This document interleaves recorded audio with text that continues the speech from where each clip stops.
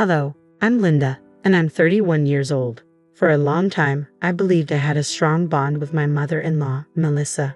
From our very first meeting, her warm smile made me feel at home, and I truly thought she cared for me. Little did I know, beneath her friendly facade, Melissa was scheming to drive a wedge between my husband, Scott, and me. At first, I didn't think much of it when Melissa began calling Scott daily while I was at work. It seemed perfectly normal for a mother to stay in touch with her son, but as time went on, I noticed a chilling change in Scott's demeanor toward me. He became distant, and at times his attitude felt tinged with hostility. Perplexed by this sudden shift, I decided to address it one evening when we were alone. "Scott, is everything okay? You've been acting differently," I asked. His response was curt. "I'm fine, Linda. Just leave me alone. Isn't that what you want?" He snapped back. Taken aback, I pressed further. "What did you mean?" I asked, confused. He accused me angrily. "Do you just want to take all my money and leave?" My heart sank at his accusation. "How could you think that? Where is all this coming from?" I demanded, feeling deeply hurt. Scott sighed, his expression softening as he sank into a chair, burying his face in his hands. "I'm sorry for lashing out, Linda. It's just, something's been bothering me," he admitted. "What's going on, love? We can face anything together," I reassured him, hoping to lighten his load. After a moment of hesitation, he confessed, "It's hard to say this, but my mom has been saying negative things about you during our calls." I was shocked. Melissa, the woman I had come to regard almost as a second mother, speaking ill of me. Initially, I struggled to believe what Scott was telling me. How could she betray us like this? As doubt clouded my judgment, I cautiously asked, "Are you sure you're not misinterpreting her words? Sometimes communication can get mixed up." But Scott was adamant. "I'm not misreading anything, Linda. It's clear my mother has taken a dislike to you, and it's not just a misunderstanding," he insisted. "That's hard to believe," I replied, still in disbelief. "Just last week, Melissa and I had a great conversation. I shared our recent successes and our plans to start the business we've always dreamed of." Scott countered with a troubling revelation. "That's ironic because she told me today that you're planning to hijack our business, register everything under your name, and then disappear with all the profits." Flabbergasted, I shot back, "That's absurd. Why would she say such things?" Scott sighed, a mixture of frustration and confusion lacing his voice. "I know it sounds crazy, and I hate to admit it, but her words have been gnawing at me. I started to believe her accusations, which is why I snapped at you earlier. I'm sorry." Determined to clear the air, I proposed a plan. "If you think I won't believe you, let's prove it together. Next time she calls, I can listen in without her knowing. How about connecting me through Zoom while you take her call on speaker? This way I can hear everything she says." "That sounds like a solid plan," Scott agreed, his hope rekindled that this would help us understand the situation better. We set our plan in motion the very next day. While I headed to work, Scott stayed home to prepare for the call. True to our arrangement, he added me to a conference call while answering his mother's call on speaker. Unaware of my silent presence, Melissa began their conversation with the usual pleasantries before quickly shifting to express her concerns. "How was your day, Scott?" she asked. "It was fine, Mom. And yours?" he replied. "It was stressful," she said, and I braced myself to hear more. "I've been really worried about you, especially given your situation," Melissa said, her voice dripping with concern. "What situation?" Scott asked, playing along. "The fact that you're married to such a deceitful woman," she blurted out, exposing her true feelings about me without hesitation. Hidden on the other line, I listened in shock as the reality of Melissa's animosity became painfully evident. Her words were not mere misunderstandings. They were calculated and harmful. "She doesn't love you, Scott. How much more do I need to say for you to see the truth?" Melissa's voice was thick with distress. "These things affect me too, you know. The longer you stay with that woman, the more it takes years off my life due to stress." "Mom, please stop," Scott interjected, his patience wearing thin. "I haven't found any proof of what you're claiming, so please stop with these baseless accusations." "So you're calling me a liar now? You don't want to hear my advice?" Melissa retorted sharply. "I'm just telling you the truth. She hates you. If you're not careful, she's going to take all your money and leave you. Let me call you back, okay? Love you." "Wait, let me tell you more." But Scott had reached his limit. He hung up the phone and unmuted me from the conference call. "Hello, Linda. How could she speak about you like that? Has she lost her mind? Scott was visibly shaken. I know it's a lot to take in. I'm sorry you had to hear all this, but it was important for you to know the truth firsthand, he said. I'm speechless, I replied, my voice heavy with disbelief. She sounded like a completely different person, nothing like the sweet lady who used to check in on me.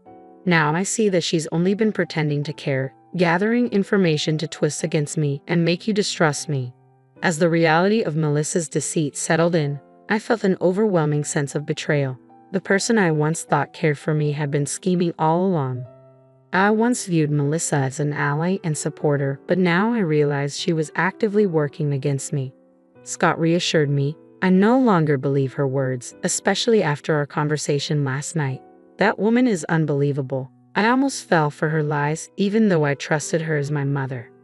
I understand, babe. It must be hard to come to terms with the extent of her lies and deception, especially since she's your mom, I said, trying to comfort him.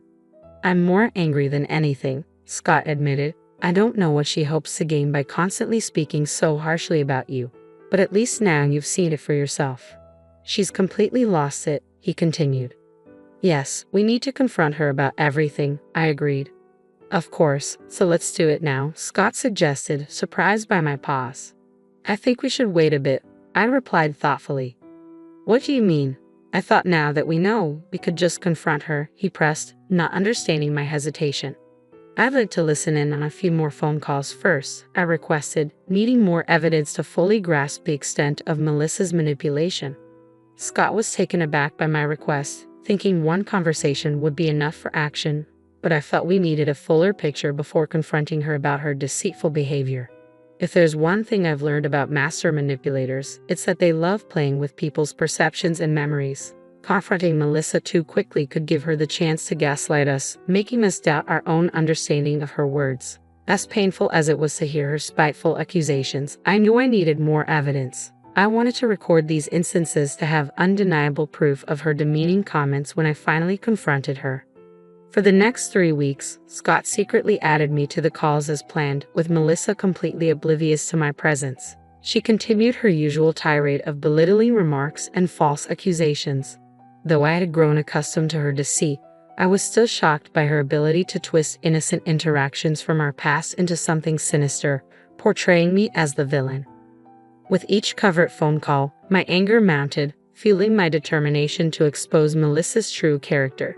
This wasn't just about my vindication anymore. It was crucial to protect others who might fall victim to her manipulative tactics. These recorded conversations became vital pieces of evidence, essential for revealing her deceit. As I braced myself to confront her, I knew it wouldn't be easy to challenge a family member who had spun such a complex web of deceit. Yet I found comfort in Scott's unwavering support, ready to stand by me against the barrage of lies we were sure to face after enduring these weeks of secret listening and evidence gathering. I was fed up with my mother-in-law's relentless undermining. It was time to take a stand. One evening, Scott and I settled in our living room, strategizing our approach to finally confront Melissa. Just as we were about to refine our plan, the shrill ring of my phone shattered the quiet. It was Melissa calling me directly, likely another one of her so-called friendly check-ins. After uncovering her deceit, I was furious and ready to confront her immediately. However, Scott hesitated. Wait, babe, I know you want to address this now, but maybe we should hold off for just a moment, he suggested. Why? What for? I shot back, barely containing my anger. For starters, we don't know why she's calling. Maybe she's calling to confess. It's unlikely, but still a possibility, he reasoned. Please just listen to what she has to say. If she doesn't come clean and apologize by the end of this call, then we can go ahead with your plan for revenge. No questions asked. Scott's voice carried a hint of hope. She's still my mom, Linda. Part of me hopes she's realized her mistakes and will change. I just need to be sure. Seeing the pain in Scott's eyes reminded me of the toll this situation was taking on him. I realized I had been so consumed by my feelings that I hadn't fully considered his struggle. Fine, I'll hold off on confronting her for now. I reluctantly agreed. Thank you, Linda, Scott replied, his voice filled with relief. Taking a deep breath, I answered the phone, my tone guarded but resolute. Hello, Melissa. How are you? Her voice dripped with the usual sugary sweetness, which only fueled my irritation. I'm fine, Melissa. How are you? I managed to reply, keeping my composure. Melissa seemed slightly taken aback by the coolness in my voice, but I was determined not to let her manipulate the conversation this time. As much as I wasn't ready to lay all my cards on the table just yet, I couldn't resist the urge to hint at my awareness of her schemes. I wanted her to feel that something had shifted, that her actions weren't as hidden as she believed. "Oh, darling, are you sure you're fine? You sound so upset," she probed, feigning concern. "I suppose I'm a bit upset, Melissa," I said, trying to maintain a calm yet firm demeanor. "You see, I've recently come across some rather shocking news." "What news, dear?" she inquired, her voice laced with a mix of curiosity and caution. "Well, it turns out that someone has been speaking very unkindly about me, slandering my name for no apparent reason. Perhaps out of jealousy or something else," I continued, choosing my words carefully. "Oh dear, how awful," Melissa responded, her tone attempting to mimic sympathy. "Yes, it is awful, Melissa. Have you ever encountered someone so cruel that they would harm another's reputation for no reason?" I asked pointedly, subtly steering the conversation toward her behavior. The silence that followed was telling. Through this carefully veiled dialogue, I aimed to let her know I was onto her, setting the stage for a confrontation that, while postponed, was inevitable. "I think we need to continue this conversation tomorrow, dear. I'm suddenly feeling very tired," she said hastily, cutting me off before I could react to her swift exit. As soon as the call ended, Scott's phone buzzed with a new notification. It was a text message from Melissa. "Got another update on your slimy wife. Someone else has been talking about her too. Turns out I'm not the only one who thinks she's no good. You need to get out of that situation while you can. I'll call you tomorrow while she's at work to tell you the full story." Both Scott and I were stunned, deeply hurt by her ongoing deception. The sight of the text seemed to obliterate any lingering doubt Scott had about his mother's duplicity. He looked ready to take decisive action. "We need to stop her, Linda. How can she continue to be so deceitful?" he said, his voice a mix of anger and resolve.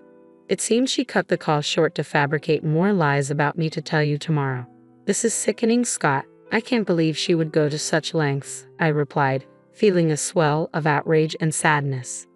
"I don't care that she's my mother. She's wrong, and she must be held accountable for the pain she's causing us," Scott declared, his face set in determination.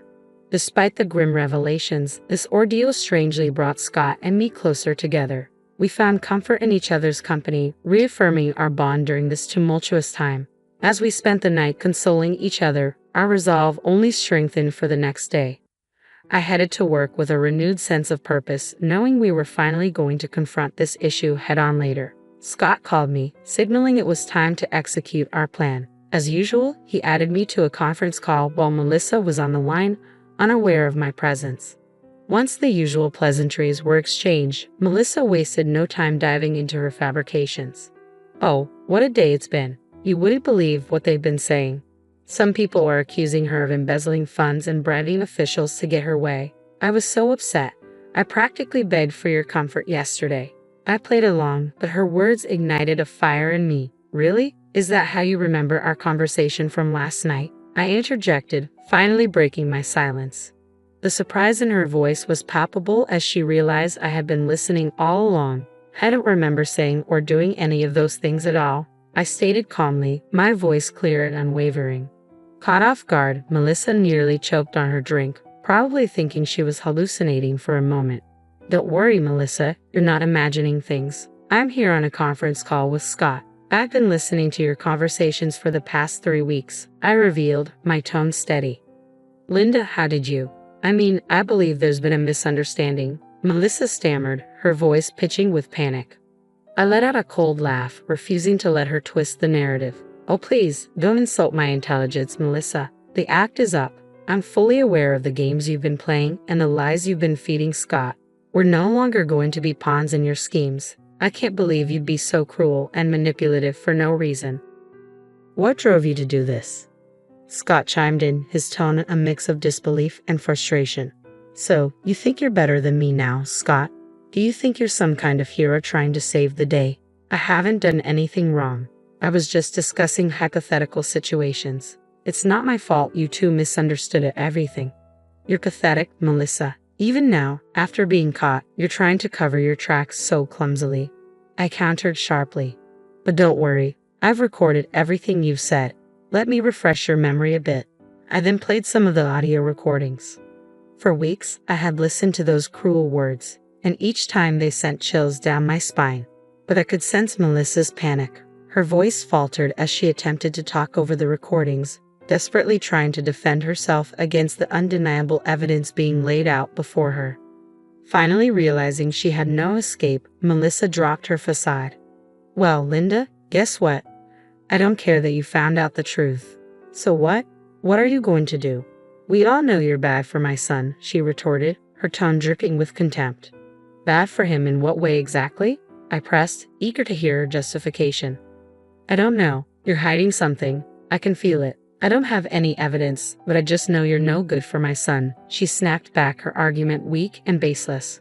Her accusations highlighted her desperation and inability to manipulate the situation any further. "I'm going to expose you for the manipulator you truly are, you deceitful person. How dare you? Once I tell everyone in the family about this, they're all going to side with me, not you. No one will believe an outsider like you, Linda," Melissa hissed venomously. "You're mistaken, Melissa," I replied calmly, confidence ringing clear in my voice. "What you haven't realized, despite my earlier mention, is that I've been recording this conversation too. That includes your conversation with me last night and the text messages you sent to Scott. You've played your hand, and now it's time for you to face the consequences. Not only are these conversations recorded, but we also have evidence of your ongoing deceit." Scott's voice, a mix of sadness and resolve, cut through the tension. "I hate to say it, but I'm done making excuses for you. I can no longer justify your actions or hope for your change." Sensing the gravity of her situation, Melissa suddenly shifted her tone. "Baby Linda, let's discuss this privately. This information doesn't need to spread. I'll apologize, alright? Just delete those recordings. Let me come over right now. You're finishing your shift soon, right? Let's settle this over a cup of tea." "Save it, Melissa. Your attempts to clean up your mess are pathetic. Do you have no shame? It's far too late for apologies, especially when they come only after being caught. Who knows how long you would have continued this deceit if we hadn't confronted you today." I shot back sharply. "We're going to tell everyone about your actions, and there's nothing you can do to stop it. Just to be clear, I no longer wish to be in contact with you. I can't surround myself with your negativity any longer," Scott declared firmly, as promised in our conversation. We exposed Melissa in various family group chats, informing our relatives of her manipulative tactics. Overcome with fear and embarrassment, she left the family groups, but we added her back so she could face the consequences of her actions. Everyone in the chats was disappointed and appalled by her behavior, and they unanimously agreed that she needed to be temporarily excommunicated from family gatherings to reflect and hopefully improve her character. Melissa called us repeatedly, pleading for us to stop tarnishing her reputation, but we stood firm, reminding her of the bed she had made for herself. After exposing her, a deep sense of satisfaction washed over me. Melissa's hold over us had diminished, and we were reclaiming control of our lives. I was confident she wouldn't dare manipulate anyone like this again.